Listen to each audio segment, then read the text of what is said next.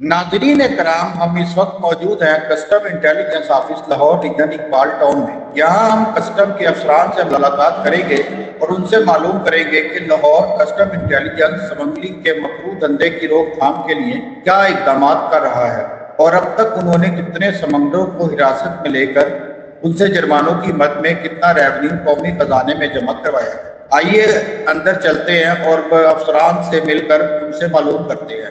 सितंबर से तैनाती है और सितंबर से अब तक क्या बेहतरी आई है इंटेलिजेंस के शोबे में? आप क्या इस्लाहात इसमें लेकर आए हैं और रेवेन्यू टारगेट कितना अचीव किया? हमने बिस्मिल्लाहिर्रहमानिर्रहीम जनाब, जो पहले थोड़ी सी वर्किंग आपको बता दें कि कस्टम्स इंटेलिजेंस की क्या हो। इसमें कुछ तो डायरेक्ट काम हैं फील्ड के, जैसे कि एंटी स्मगलिंग है। हमारे बाकी इन्फोर्समेंट कलेक्ट्रेट्स जो हैं उनका भी एंटी स्मगलिंग का काम है, हमारा भी एंटी स्मगलिंग का काम है। इसके अलावा हम जो आपके जितने भी कस्टम स्टेशन हैं, जो ऑथराइज रूट्स हैं, जैसे एयरपोर्ट्स हो गए, ड्राई पोर्ट्स हो गई या लैंड कस्टम स्टेशन हो गए, इन सब में से जो क्लियरेंसेस होती हैं उनको भी हमने थोड़ा वॉच करना होता है। और तीसरी जो चीज़ है जो कि इससे भी ज़्यादा इम्पॉर्टेंट है, वो ये है कि ओवरऑल हमने विजिलेंस का काम भी करना है। So we do checks on custom field formation, we do original work, उसको हम इन्फोर्समेंट कहते हैं। और ओरिजिनल वर्क जैसे हम एंटी स्मगलिंग का खुद भी ऑपरेशन परफॉर्म करते हैं, ऑपरेशंस करते हैं। अगर एंटी स्मगलिंग जो कि प्राइमरी अब या रोल बन चुका हुआ है, उसकी तरफ आप जाएं तो सितंबर से आपने पूछा है, जब से हम तैनात हुए हैं, नई टीम आई है, सितंबर से लेकर अप्रैल तक हमने 4.2 बिलियन के 2 बिलियन यानी 4277 मिलियन की हमने जो सीजर्स की है, मतलब जो हमने स्मगल्ड गुड्स के पकड़ी है, उनमें 3-4 तो बड़े स्पेशल किस्म के फ़ीचर्स हैं। मतलब एक फ़ीचर तो बहुत ज़बरदस्त है कि हमने हिस्ट्री का सबसे बड़ा केस 85.5 करोड़ का वो हमने किया, एक केस। अगर ये देखें कि एक महीने का यहाँ का हाईएस्ट रिकॉर्ड है, तो वो अक्टूबर में हमने 1170 मिलियन एक महीने में किया, वो सबसे बड़ा है। अगर हम ये देखें कि किसी एक महीने में गाड़ियाँ पकड़ने का कोई रिकॉर्ड था, तो वो 2 दफ़ा हमने बनाया। हमने पिछले इसी साल के अंदर ही पहले 22 गाड़ियाँ एक महीने में पकड़ी हैं, फरवरी 2023 में हमने 30 पकड़ ली, तो अपने ही रिकॉर्ड को बेहतर बना, इससे पहले इतनी नहीं थी। और एंटी स्मगलिंग के अंदर अगर बाकी चीज़ें आप देखें कि, और ये जो 4.2 बिलियन है, इसके बदले में अगर यही पीरियड पिछले साल का लें तो वो 3.4 बिलियन बनता था, विच वॉज आल्सो गुड। लेकिन इसमें हमने 26-27% की जो इम्प्रूवमेंट की है, दैट इज़ सिग्निफिकेंट। इसमें थोड़ा बहुत ही होता है 8-10%। इसे रेवेन्यू रियलाइजेशन भी बढ़ाई है, ऑक्शन के ज़रिए रेवेन्यू भी 8-10% बढ़ा है। हमने नए इनोवेशन आपने की, तो हमने नई चीज़ें की हैं। पहले कभी शायद इस तरह से एंटी स्मगलिंग की जो फील्ड फार्मेशन ऑपरेट नहीं करती थी जिस तरह से हमने किया, और वो बड़ा ज़रूरी था। उसकी वजह ये थी कि पहले किसी ज़माने में यहाँ पे बहुत ज़्यादा स्टाफ था, 8-10 फंक्शनिंग स्क्वाड थे। अब हमारे पास स्टाफ कम हो गया, तो अब हमने थोड़ा टेक्नोलॉजी को इस्तेमाल करना है। लोग ऑनलाइन वेबसाइटों पे चीज़ें स्मगल बेच रहे हैं, लोग व्हाट्सएप ग्रुपों के ऊपर, व्हाट्सएप नंबरों के ऊपर बेच रहे हैं, तो उन्हें ट्रैक करना और किस तरह से उसको टेक्नोलॉजी को यूज़ करते हुए उन तक पहुँचना, वो डिड वेल। कि हमने जो आपके ब्रांडेड शूज़ बेचते हैं, बैग्स बेचते हैं, ब्रांडेड कपड़े बेचते हैं, वहाँ से लेकर फर्नीचर बेचने वालों तक, और फिर ये जो सिगरेट और तंबाकू, हर तरह की चीज़ें की हैं, इलेक्ट्रॉनिक्स की हैं। गाड़ियाँ 164 गाड़ियाँ हमने पकड़ी हैं जो कि रिकॉर्ड है। मतलब इससे पहले अगर किसी पूरे फाइनेंशियल ईयर का रिकॉर्ड था तो वो 96 का था, तो अभी फाइनेंशियल ईयर नहीं ख़त्म हुआ, हम 164 कर चुके हैं। सो अल्हम्दुलिल्लाह बहुत छोटी सी टीम है, लेकिन छोटी सी टीम के साथ हमने कोशिश करके बेहतर परफॉर्म करने की। आपके पास इस वक्त कितना अमला है यहाँ?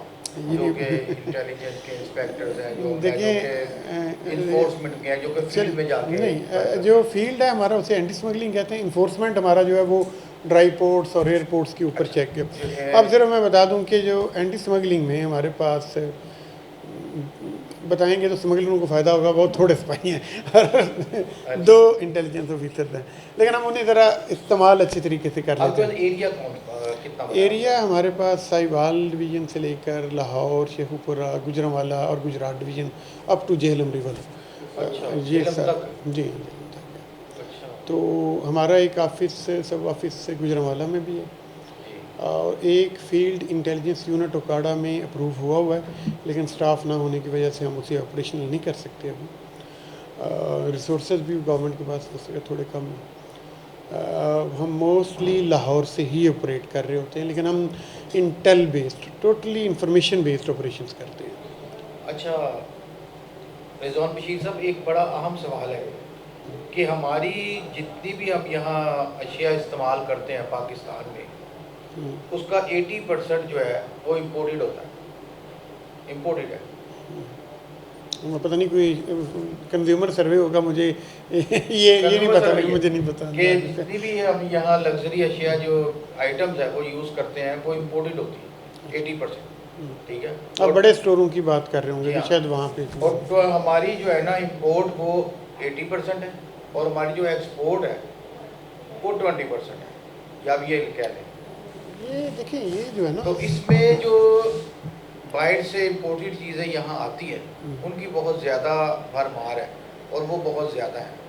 अगर आपकी कारकर्दगी को देखा जाए पास्ट ईयर के अगर हम देखते हैं तो उससे तो आपकी कारकर्दगी काफ़ी बेहतर नज़र आती है, वो गाड़ी इम्पोर्टेड गाड़ियों के हवाले से भी, और जो आपने एंटी स्मगलिंग में जो आपने सामान पकड़ा है, अशिया पकड़ी है, उससे तो बेहतर है।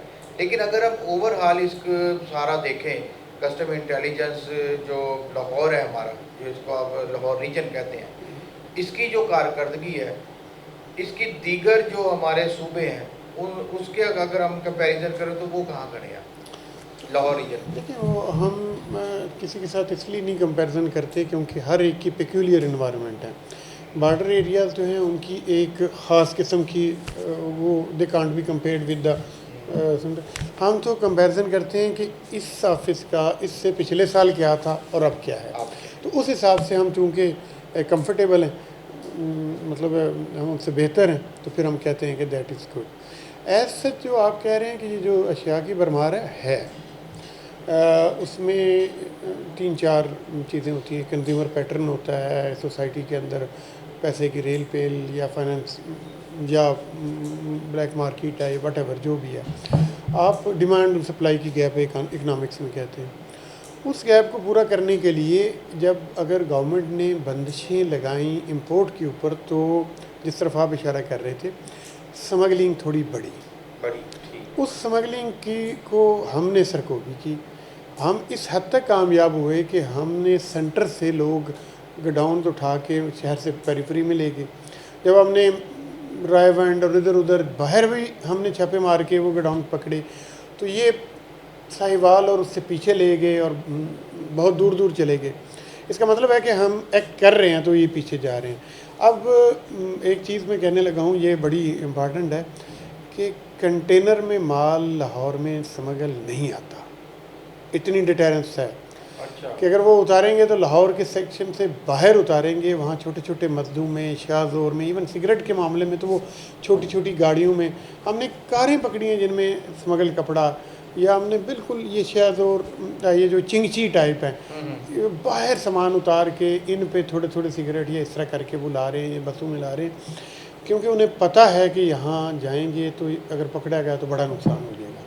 तो ये वो चांस लेते हैं कि अगर हम एक बड़े कंटेनर की बजाय 8-10 मसदे भेज देंगे तो एक आध पकड़ा भी गया, उतना लॉस नहीं होगा। और फिर वो मुख्तलिफ़ रूट्स यूज़ करते हैं। अब पहले मोटरवे पे शिफ्ट हो गए थे, अब मोटरवे से भी चूँकि हमने ऑपरेशन तेज़ किए तो जीटी रोड से भी होकर जो साइड रोड्स हैं वो इस्तेमाल करनी शुरू कर दी। तो we are one step, if we are not one step ahead of them we can't catch them, तो वी ट्राई टू बी। जो उनकी नई स्ट्रेटजी होती है उसको हम कोशिश करके उसके ऊपर उससे बेहतर अच्छा सर, करते लाहौर में 1000 से ज़ायद मार्केट है हैं। जी पूरे लाहौर में। मैं रीजन की बात तो नहीं करता, पूरे लाहौर में। और हर मार्केट में जो है स्मगलिंग का माल सेल होता है, हर मार्केट में। वो छोटे पैमाने पे भी है, कहीं बड़े पैमाने पे है, कहीं कम है, कहीं ज़्यादा है, लेकिन होता है। तो इसके लिए सर कार्रवाई के लिए आपको क्या चीज़ रास्ते में हाई जाएगी जिसकी वजह से आप फुल फ्लेज उसकी खसर को भी और उसको रोक नहीं सकते, डेट नहीं डाल सकते? मैं बताऊँ, मार्केट्स में हम नहीं जाते, मार्केट्स में हम ऑपरेशन नहीं करते, पॉलिटिकली अनवाइज है। और गवर्नमेंट के लिए हम कोशिश करते हैं कि हम रास्ते में रोकें, इंटेलिजेंस है ना, या अगर रास्ते में नहीं रोक सकते तो जो गोडाउन्स हैं बड़े जहाँ पे आके फर्स्ट स्टोरेज होती है वहाँ पे पकड़ें।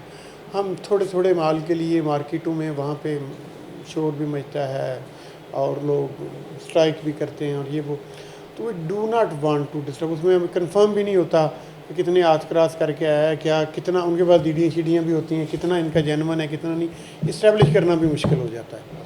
तो हमारी ये ख्वाहिश होती है कि हम या तो सड़क पे रोकें जो कि है, और अगर सड़क पे से निकल आया, because we don't have that much stock, मुख्तलिफ सड़कें हैं हमारे पास, थोड़े से स्क्वाड हैं, तो फिर हमें गोडाउन्स जो हैं उनकी इन्फॉर्मेशन मिले और कहीं जहाँ स्टोर होगा वहाँ पे हम जो बड़े ऑर्गेनाइज गैंग्स हैं जैसे नबी बख्श है जिसको हमने अरेस्ट किया बलोच, इसी तरह वो हसाद कचकजई ग्रुप है जो कि बड़ा मारूफ है, एक अब्दुलरहमान, इस तरह करके 3-4 जो बड़े स्मगलर्स हैं, या उस तरफ नार की तरफ से एक पापा है, वो दाऊद उन है। उन वो जितने भी हैं उनके कुछ टेंटिकल्स लाहौर में भी मौजूद हैं, अच्छा, मतलब कहीं नहीं। अच्छा, हमने रेड्स इतने ज़्यादा किए हैं कि अब वो खुद अपने यहाँ पे जो गोडाउन्स थे वो चूँकि सबको पता हो चल गया था, वो छोड़ छाड़ के चले गए हैं। यहाँ पे जो यूज़र्स हैं, दुकानदार एक यूज़र है, दुकानदार स्मगलर नहीं है, नहीं उसने कहीं से भी लेना है। हाँ, वो उसकी दुकान पे पड़ा है तो वी डाउन में go, normally we down go, unless कि हमें पता चल जाए कि वो लिंक है और उसको पकड़ के हम उसके पीछे सप्लाई चेन को पकड़ सकते हैं। अदरवाइज़ जो यहाँ पे स्मगलर्स हैं वो उनका हमारे पास अपना डाटा है, आपने सर 24-25। 2-4 ही तो नाम बताए हैं ऑर्गेनाइज।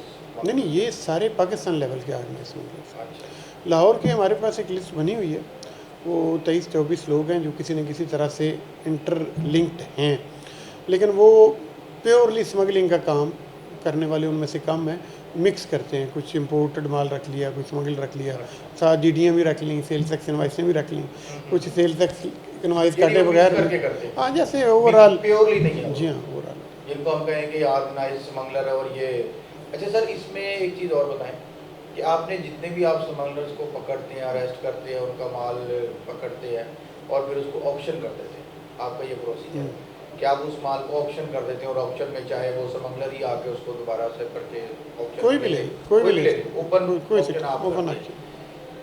तो इसमें सर कितने स्मगलर्स को अब तक आपने सजाएं करवाई हैं प्रोसिक्यूशन में? आपका जो प्रोसिक्यूशन का आपका जो डिपार्टमेंट है, कितनों को सजा करवाई है?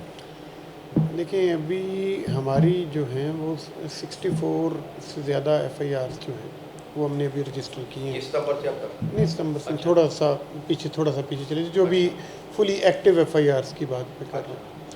और उनमें से बहुत से लोग हैं जो जुडिशियल रिमांड पे गए और जेल में हैं, बहुत से लोग हैं, कई छोटे भी हैं, मतलब ड्राइवर पकड़े गए या जो पकड़े गए।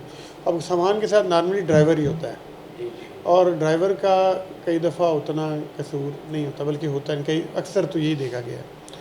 लेकिन अगर उसे नहीं पकड़ते तो फिर उससे पीछे वाला लिंक नहीं बनता ना, मैं आपका एक सिस्टम ऑफ एविडेंस है या व्हाटएवर जो भी है।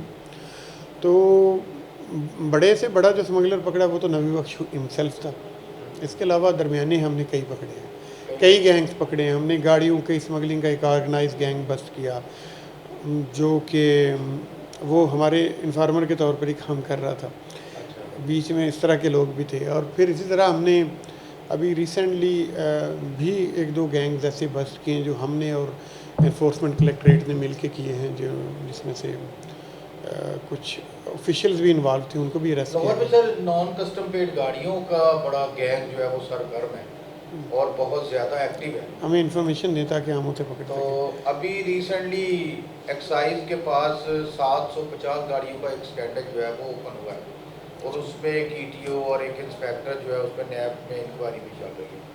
और वो मासूम लोग ही, मैं उनको कहूँगा कि जिन्होंने पैसे देकर गाड़ियाँ ली, खरीदी और बाद में पता लगा कि वो तो नॉन कस्टम है गाड़ी, हाँ, यूज़र को कई और दफ़ा नहीं यूज़र पता को नहीं पता और वो गाड़ी ब्लॉक हो गई। बिल्कुल सही। तो सर ऐसे जो अनासिर हैं, जो ऐसे जराइम पेशा लोग हैं कि जो नॉन कस्टम पेड गाड़ियों का बिजनेस करते हैं, उनकी सरकोबी के लिए महकमा कस्टम क्या कर रहा है? ये आपने तो 2-4 नाम बता दिए, मज़ीद आप गाड़ियाँ, आपको पहले तो मैं ये बताऊं कि जो गाड़ियाँ हमने पकड़ी हैं वो अनप्रेसिडेंटेड है।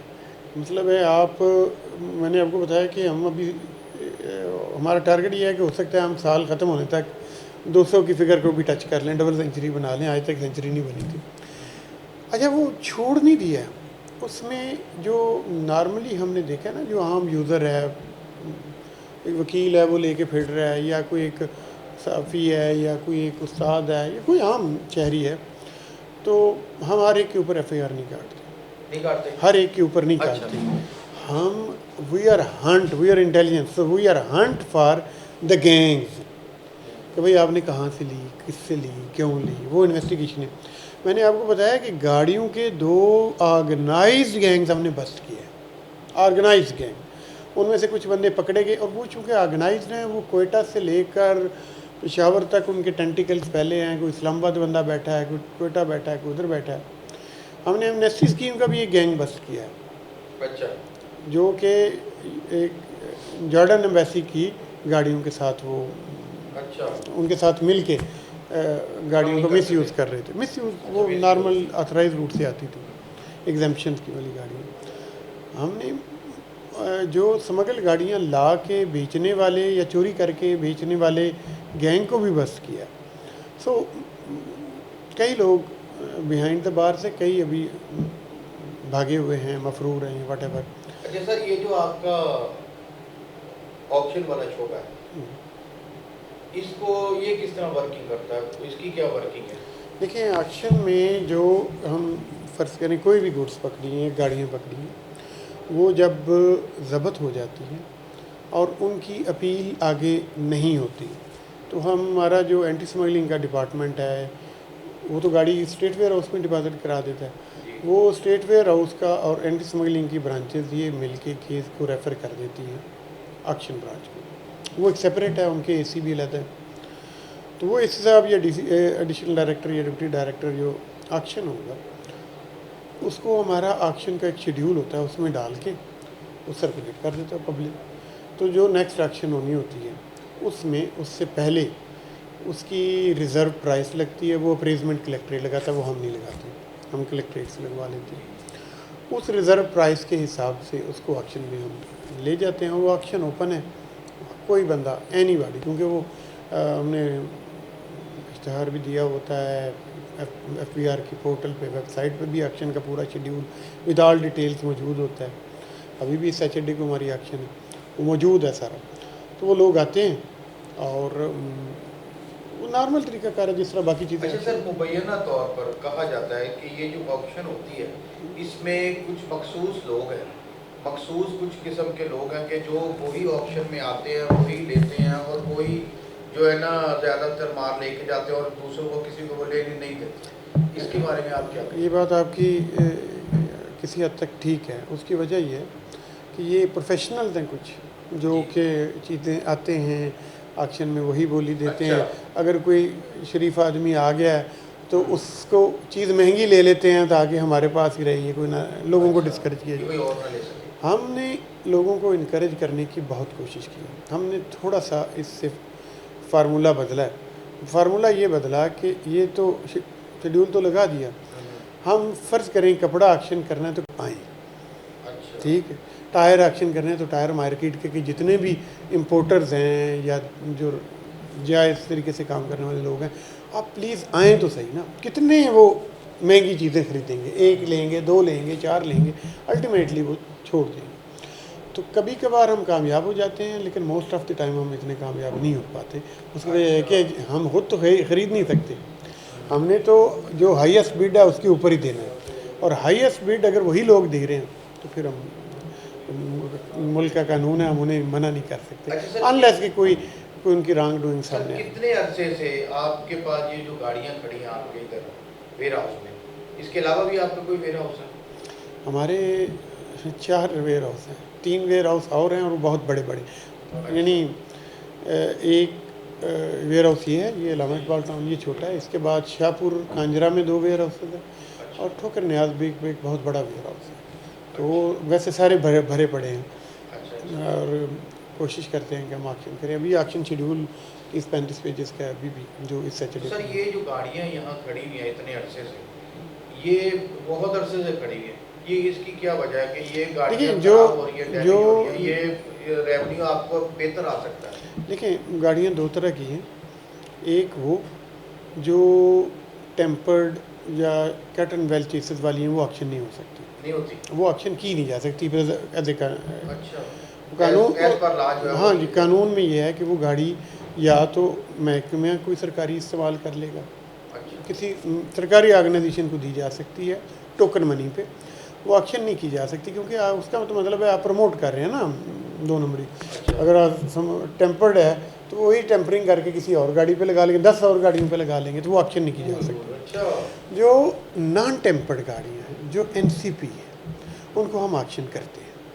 अच्छा, उसमें भी एक प्रोसेस है, जब तक गाड़ी लिटिगेशन में है नहीं उस वक्त तक हम ऑक्शन नहीं कर नहीं सकते। कर सकते। जब उसकी लिटिगेशन ओवर होगी, चाहे वो 6 महीने में हो, साल में हो, जो भी मुल्क का आपको सिस्टम का पता है सर, जब वो हमारे पास क्लियर हो जाती है उसके बाद उसे हम ऑक्शन में डालते हैं। जब ऑक्शन में डालते हैं तो चूँकि उसकी रिज़र्व प्राइस अप्रेसमेंट कलेक्ट्रेट लगाता है कि एज जिस तरह के वो एक सेट पैटर्न है, वो सिस्टम के ज़रिए, विभाग के ज़रिए उन्हें लगानी होती है, वो हाई होती है। मार्केट में गाड़ी थोड़ी सस्ती होती है, तो अच्छा फिर हमें देते हुए तो शुरू में प्रॉब्लम आती है कि वो पहली 2 ऑक्शनों में तो हम 100% से कम नहीं दे सकते, तो वो फिर ये नेचुरल टाइम है जो लग जाता है। इसके सिस्टम को थोड़ा इम्प्रूव करने की ज़रूरत है। हमने RPs कम करवाने की, रिवाइज़ करवाने की बड़ी कोशिश की है। 2-3 दफ़ा हमने, हाँ जी, रेट कम करवाया है जाके उनसे, अप्रेजमेंट से, कि भाई ये भी इसको करेंगे ताकि लोग ले जाएं। भाई गाड़ी मार्केट में चल रही है 10 25 लाख लाख की, आप अगर 10 लाख की मार्केट में चल रही तो आपने 15 की कौन लेगा? नो बॉडी, वो तो 11 की ले लेंगे, 9 की ले लेंगे, हाँ। 10 की ले लेंगे। आप 15 की नहीं बेच सकते, 18 की नहीं बेच सकते। नहीं बेच सकते, जाहिर बात है। अच्छा सर, इसमें एक चीज़ और है कि जब आपके पास कोई गाड़ी आती है और आप उसको पकड़ लेते हैं, उसका केस अदालत में जाता है, तो इसका मिनिमम और मैक्सिमम टाइम कितना होता है कि हम ये अंदाज़ा लगा सकें कि इसमें आपका प्रोसिक्यूशन का जो नहीं, डिपार्टमेंट है वो जानबूझ के देर लगा रहा है या नहीं, देखिए, इसमें 2 अदालत की तरफ से तरह की चीज़ें हैं। पहली, एक तो सिविल जो उसके ऊपर प्रोसीजर है, जिसे हम एडजुडिकेशन कहते हैं। एक है जो क्रिमिनल ऑफेंस है, उसकी प्रोसिक्यूशन हो रही होती है। दोनों चीज़ों को हमने देखा। जो एडजुडिकेशन है वो आपका शोकाज होता है। शोकाज करने के लिए भी उनके पास 90 दिन होते हैं। फिर शोकाज करने के बाद 30 से 60-90 दिन के अंदर वो फैसला करते हैं। उसके बाद 60 दिन की अपील का टाइम है। फिर उसके बाद फिर कुछ 3-4 महीने, 6 महीने, वाटेवर 2 महीने ट्रिब्यूनल ने फैसला किया, फिर हाई कोर्ट चला गया। अब उसमें किसी भी स्टेज पे जल्दी भी फैसला हो जाता है। ये एडजुडिकेशन साइड है। दूसरी जो साइड है वो है क्रिमिनल। तो क्रिमिनल में तो चालान पेश कर दिया और उसके बाद हम वहाँ से तो ले लेते हैं अक्सर कि माल मुकदमा है, हमने एक्शन करनी है, तो जज साहबान से अप्रूवल ले लेते हैं कि आप एक्शन कर दें। वो रेयर केसेस में होता है कि वो ना दें, लेकिन मिल जाती है। एडजुडिकेशन जब तक कंप्लीट नहीं होती, जब तक वो गाड़ी जब्त होकर कस्टम्स का, ये गवर्नमेंट की प्रॉपर्टी नहीं बनती, तब तक हम एक्शन नहीं कर सकते। अच्छा, जब जाहिर बात है, दायर एक्शन हम अपनी चीज़ करेंगे ना, किसी की चीज़ को एक्शन नहीं कर सकते। जाहिर बात है, जब आपकी प्रॉपर्टी बनेगी तभी आप उसको करेंगे। सर बहुत शुक्रिया थैंक यू रिजवान साहब आपका, जी, थैंक बहुत शुक्रिया, thank you very much. You.